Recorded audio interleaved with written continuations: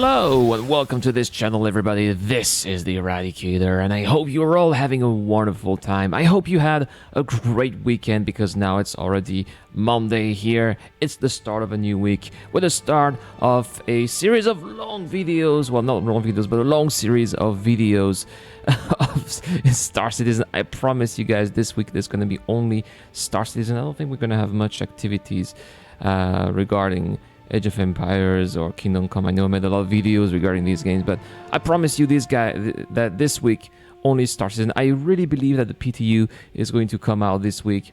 Well, there's not much. It's not like there's much. There's not much time anyway left to release the PTU, because then it's going to be the end of the quarter, and then CIG will have to admit that they are late, which, you know, in my opinion is okay. Things should be ready when they are. But anyway, guys, this is not the topic of this video. In this video, I want to talk about two things. I want to talk about Armistice zones, which is something I've been talking for some time on this channel, and I want to talk about also Star Citizen 3.9 Orison. So let's get started. We're gonna jump to Spectrum, where I actually started two threads, and we're gonna check them out. So the first thread I want to talk about here is Armistice zones in 3.6. I'm going to read my original post, and we can always discuss what you guys have been saying, what we could have seen in the what we did see in the leaks, and what we can expect for the actual patch 3.6. So with the implementation of a law system that is supposedly enforced by NPCs in the game, what's the point of Armistice zones? Are we going to keep them, or will CIG get rid of them? Do we have news regarding the matter? I was under the impression we'll get rid of them, but 3.6 leaks tend to say otherwise. I know it's avocados, but still. And yeah, so I was reading what a lot of you guys have been saying. Apparently, it seems that the general consensus out there is that 3.6 is going to bring the tier 0, the infamous tier 0 of this new game mechanic here, and that probably because we don't have server-side object container streaming, then it's quite difficult to implement NPCs that are going to enforce these laws in stations to actually, without compromising server performance. So that's why right now they are relying on just, codes and scripts that are just going to give you fines or give you crime stats if you do certain types of, let's say, offenses or misbehavior, as they are calling. But these are not going to be enforced by NPCs. On the long term, it is the goal. As soon as the servers give CIG the opportunity, the ability to do that by NPCs without overloading them, without decreasing or compromising game performance, then it is something that's going to happen.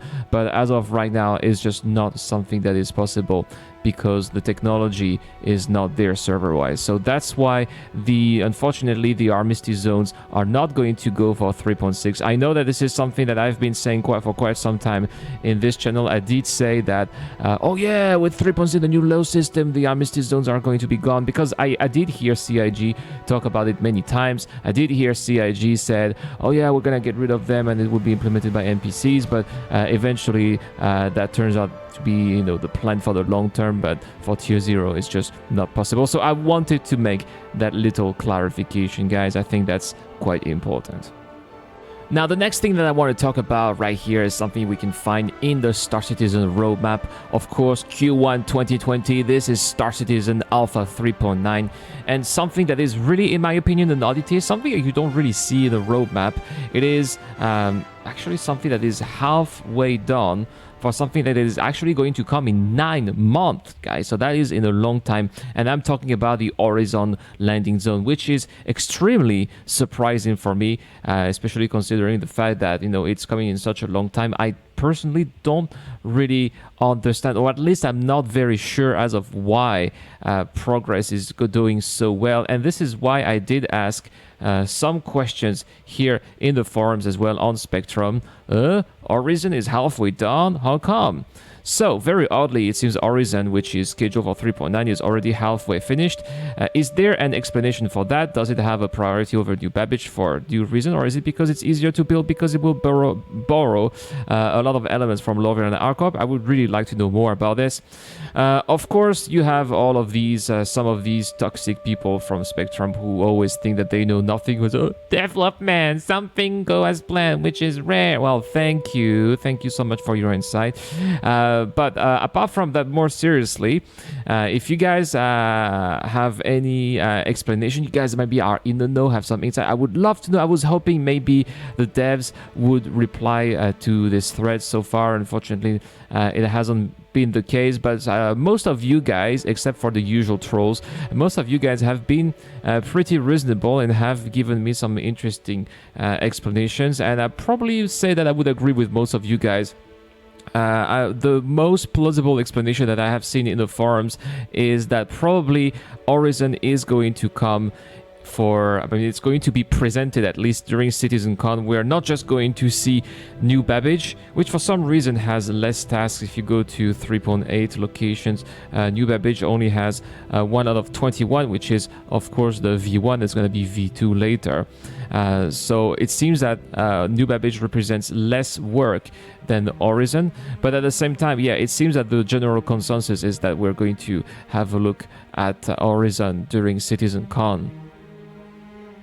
Now, the other thing that we did talk about in this thread was perhaps the possibility that they might be using some elements, some assets from previous planets and from previous hero landing zones, such as, ArcCorp or Lorville, and that they're maybe just reskinning it or reskinning them, or maybe just using some modularity to add extra things, extra little details to make them look a little bit different while using the same assets.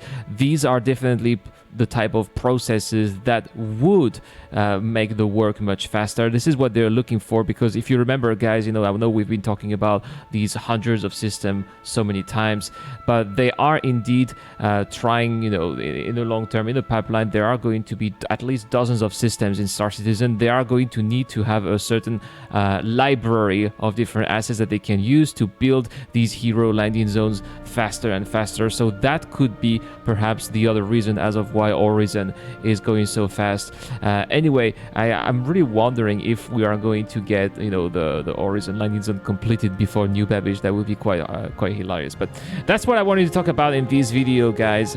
Some little clarifications based on some of these Spectrum threads. I'll put the link to the description down below so you can maybe participate and contribute to these threads.